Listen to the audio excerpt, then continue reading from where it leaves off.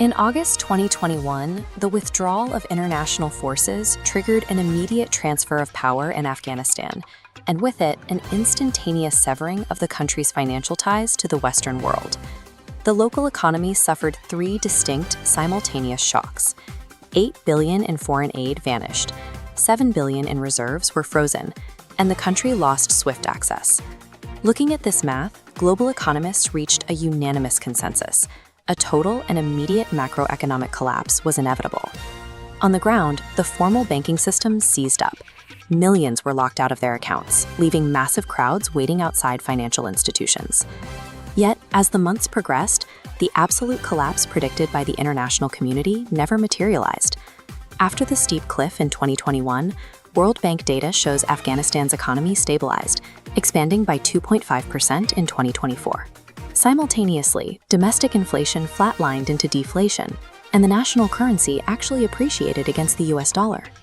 A sanctioned government is keeping a nation of 40 million people functioning without formal banks, without foreign reserves, and without international development aid. The state survived by substituting modern financial pillars with ancient networks and rigid pragmatism. Without access to the SWIFT network, domestic businesses and private citizens faced a logistical dead end.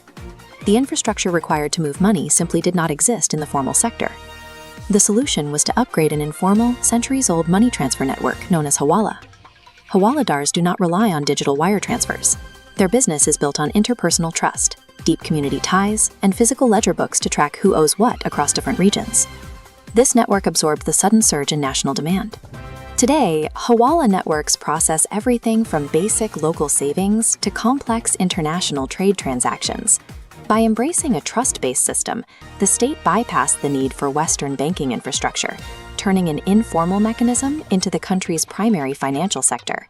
Replacing the billions lost from departing NGOs required an immediate domestic solution, especially since the state refuses to accept interest-based foreign loans, which violate Sharia law.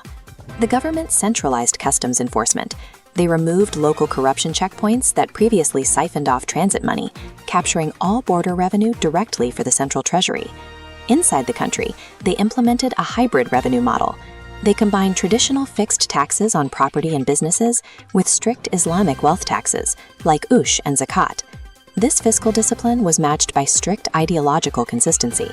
The government enforced a total ban on poppy cultivation. Despite being in the middle of an economic crisis, they sacrificed over $1 billion in rural income to eliminate the illicit narcotics trade. Through this aggressive tax collection and anti-corruption drive, the state managed to double its customs revenue and fund its national budget entirely from domestic sources. For decades, Afghanistan relied heavily on export routes through Pakistan, but trade frictions and periodic border closures routinely choked off the flow of goods. In response, Afghanistan rerouted its supply chains. Iran has now become its largest import source, and transit agreements through Central Asia are expanding. To substitute the lack of Western corporate investment, the government signed a series of rapid extraction mining contracts with China. Vast reserves of critical minerals, lithium, copper, and antimony, are being extracted from these mountains and exported as raw ore to generate immediate cash flow.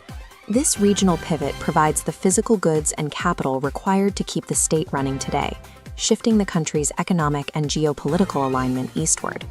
The strong Afghani currency appears to be an economic victory, but it is creating a structural vulnerability.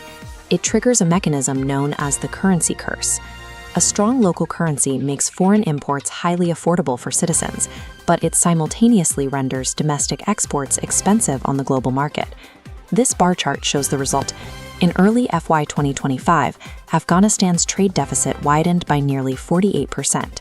Domestic demand for cheap imports surged, while the volume of expensive exports plummeted. This growing gap highlights an underlying reality. The domestic industrial sector is failing to recover.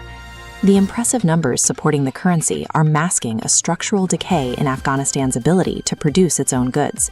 The Chinese mining contracts present a similar long-term problem. There is a severe economic difference between rapidly exporting raw ore and processing those materials domestically. By shipping out unrefined resources, Afghanistan is transferring all the downstream value, the processing wealth, and the strategic leverage over critical minerals directly to foreign powers. the state is successfully paying for its short-term survival by liquidating the country's only real leverage for the future. Western sanctions forced an adaptation that prevented total state collapse, but the resulting isolated equilibrium guarantees widespread poverty, stripping the Afghan people of their future wealth to ensure survival today.